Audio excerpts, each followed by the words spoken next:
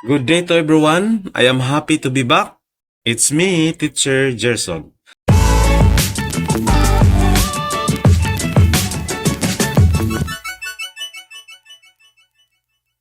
So, today our topic is arithmetic sequence.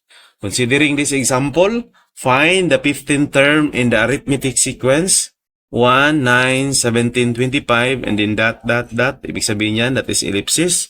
So, end formula ang gagamitin natin to solve the 15th term.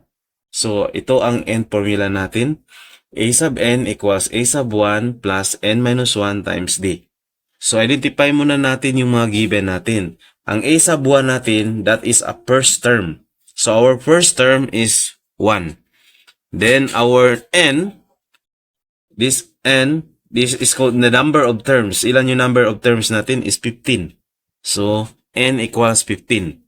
Then, our common difference, d, this stands for common difference. Paano kunin ang common difference? Subtract lang natin. 9 minus 1. 9 minus 1 equals 8.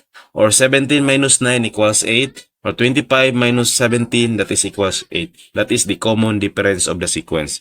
So, 8. So, we have a sub 1. Our a sub 1 is 1. 1. Then, plus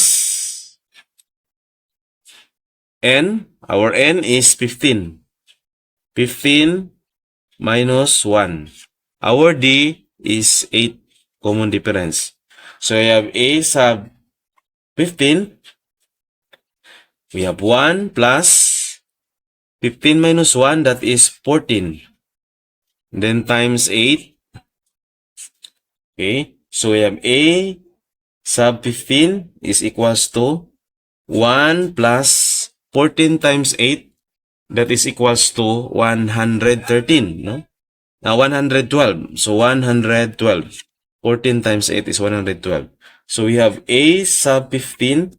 So, that is 1 plus 112. That is 113. So, that is our final answer. That is the 15th term in the arithmetic sequence is 113.